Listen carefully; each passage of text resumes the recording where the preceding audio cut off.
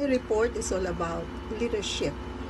Let me give you 4 different meanings of leadership from different authors. The first one is from Joneha. Leadership is a process by which an executive can direct, guide, and influence the behavior and works of others towards accomplishment of specific goals in a given situation.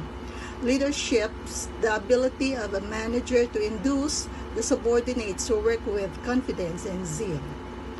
Another meaning from Joneha again, leadership is the potential to influence behavior of others. It is also defined as the capacity to influence a group towards the realization of a goal. Leaders are required to develop future visions and to motivate the organizational members to want to achieve the vision.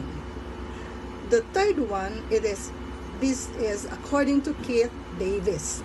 Leadership is the ability to persuade others to seek defined objectives enthusiastically. It is the human factor which binds the group together and motivates towards achieving the goals. The last one is from the idea of transformational leadership. According to them, an effective leader is a person who does the following. Actually, there are 4. Creates an inspiring vision of the future, meaning leaders should focus on an organization's strength. The second one, motivates and inspire people to engage with that vision. It is the leader's ability to motivate and inspire people that helps them deliver that vision. The third one, manages delivery of the vision.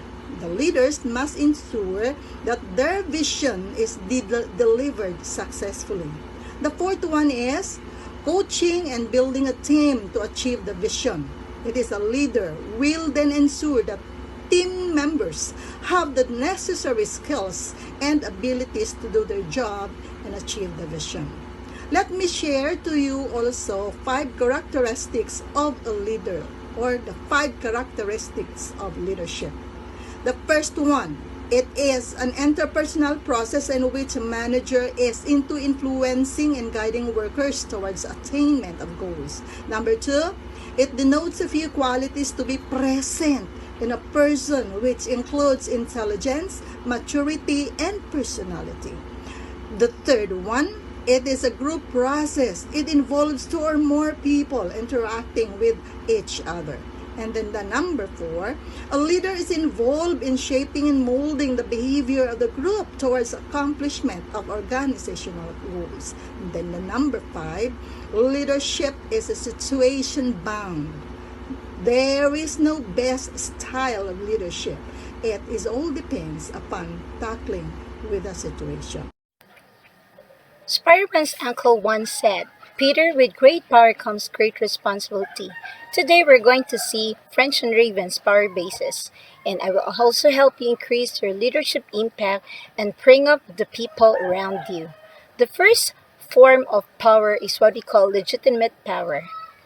This is where you are hired, elected, or appointed to a particular position, which is tied to your responsibility.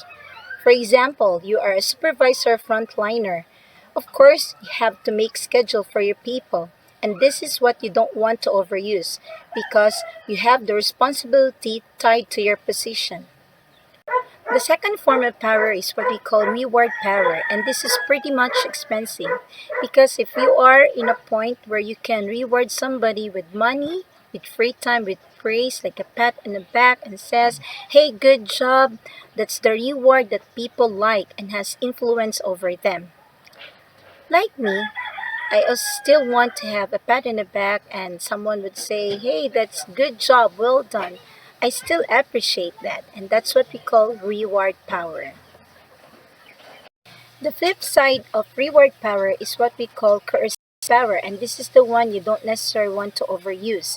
This is the power to punish or potentially punish. In other words, if people know you can hypothetically punish them, then you still have the coercive power and you don't want to use this kind of power. Example, a college teacher We know that the teacher has power over grades, but they don't want to mention that or push this to people. But you know that a boss can fire you and a teacher can give you a bad grade of if you deserve or have it a self-worth. The next power is what you call referring power, and this is the power of likability. If you influence people because of your charisma, good relationship, then they look up to you. Whenever we talk about referring power, people will mention Oprah Winfrey. She is not my boss and probably not your boss. When she recommends books, people read them and they become bestsellers. She gives advice and people take it. That is the power that is wonderful to cultivate, and we cannot do too much of this because this is not like legitimate or coercive power. This is the one that people want to follow. The fifth of the original five bases of power is what we call expert power. If you are high level of education, like let's say you are a physician, a lawyer, or a professor, or let's say you're an expert engineer, then you have an expertise. And people look up to you most of the time to bring that expertise to influence in your decision or look at the things way forward to help things done and get the most of benefits. And that's what we call expert power to bring influence on the table of some things. And that's the original five bases of power. And the sixth power base is what we call informational power. And this is a little bit controversial. First of all, this is not tied to you as a person, but this is the power of the information. Like, let's say you have this information and you shared it to someone else. That information might have an effect to them, to the organization, to their decision or future decision because of the evidence of the information given to them. So, like what I said, it's a little bit controversial because it might have influence over an organization or to someone. According to Dan Simmons, in such seconds of decision, entire futures are made. Today we're going to talk about decision-making model and empowerment. So every day, we're making decisions. We make dozens of decisions. Some are simple and some are complex. Internet sources say that an adult can make 35,000 of conscious decisions each day. So when we say decision-making, according to James Soner, decision-making is a process of identifying and selecting a course of action to solve a specific problem. According to Bauer and Erdogan of 2009, there are four types of decision-making model. First is the rational decision-making model.